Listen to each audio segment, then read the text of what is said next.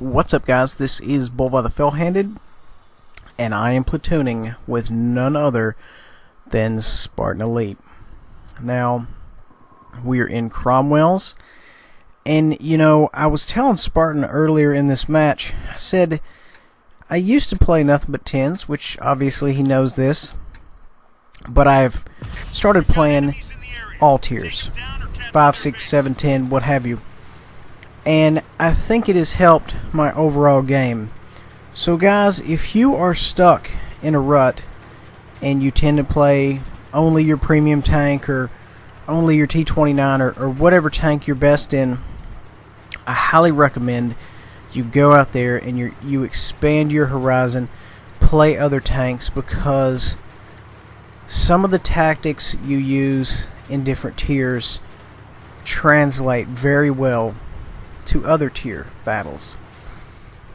Now, of course, I'm not talking about general tactics on your map. That's a whole different animal. But I am speaking about just general tanking. It really helps, and you end up doing a lot of the same maneuvers at low tiers versus high tiers. Now, granted, of course, when I'm talking low tiers, I mean 5 or 6. If you go any lower than that, it's really just 100% chaos. Moving on. Now, we are in Cromwell's. We're kind of just going through the map here. Going through our tanks. And I said, hey, let's play some Crommies. We haven't done this / forever. He just happened to have the tank. So, we decided to go for a little run here. Now, you are going to see me use an excessive amount of APCR, because for a bit there, I forget that I have it turned on. And also, you're going to notice that I haven't played this tank in a while, and I warm up to it, I guess is what I'm saying. Because the first minute or two in the match, you see me just kind of drive around and not have any idea what I'm doing. And then, of course, later on, I start to become semi-efficient at best. But what you have to understand, guys, is the Cromwell is an extremely OP Tier 6 medium tank.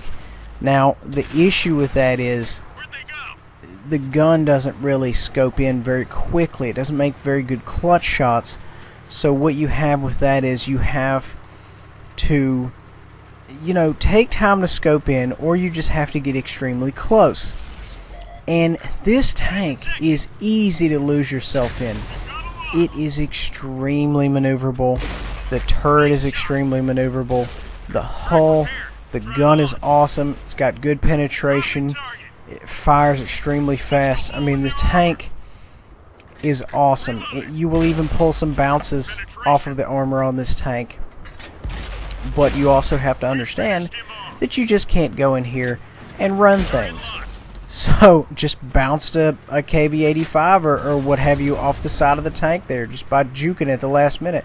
So you have to understand, guys, that there's some things that this tank does very well, and there's some things that it does not do well.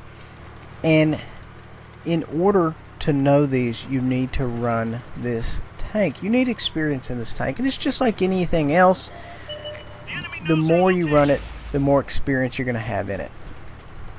That being said, haven't ran this tank in a while. And right here, what I should have done is I should have stopped and I should have scoped in earlier, because this tank does not make good clutch shots, like I said previously. And I don't have a very, very solid crew in it. I've got maybe 4 or 5 perks. I took my Conqueror gun carrier crew out because I don't click that often, and I moved it to the Cromwell. And guys, I just can't say enough about how awesome the Cromwell is. Now, you will see me do some auto-lock shots. And guys, I don't normally recommend auto-lock shots, but if, and this happens to all of us, if you're playing a few matches and you're not really taking it that serious, we all end up auto-locking more than we should. If you're not being very professional, I guess is what I'm saying, because I fired probably half a dozen rounds, and finally I said, you know what, we have to move on. Let me go ahead and scope this last round. And I think what it was is it was obviously I was either the round was dispersing, or perhaps it was at the perfect angle where it was going to bounce. Moving on. But, you know, guys, you always have to watch out for those matches that you go into and you're not really trying. And, guys, we all have those matches where we just don't really try very hard. And that's fine, because, you know what, it's a game. You're allowed to do that. You know, if you don't want to try very hard certain matches, you want to rest, you just want to have fun, then that's fine. And this is what it was for Spartan and I. We just kind of ran this just to be running it, and we ended up almost getting a crucial contribution between two of us. We were one tank away.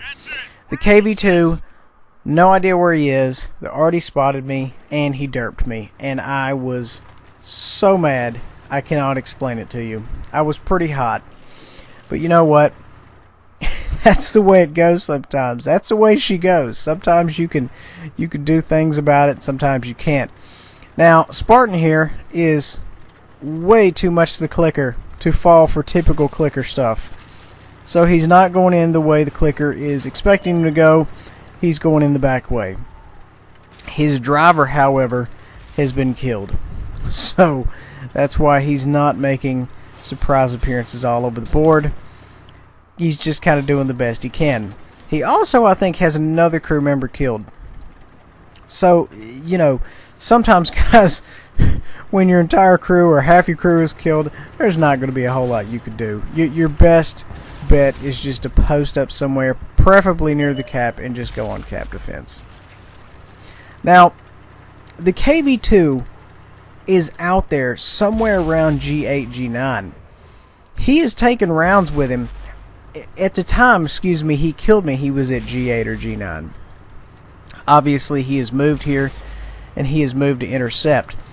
But, and that's the thing, guys. Even the massive KV2, which has absolutely zero camouflage factor, can hide in plain sight as long as someone else is spotting targets. Excellent example of spotting mechanic at work. So we had a good Cromwell game, 2106, bounced 985. Guys, please remember to like, subscribe, and share. We'll see you next time.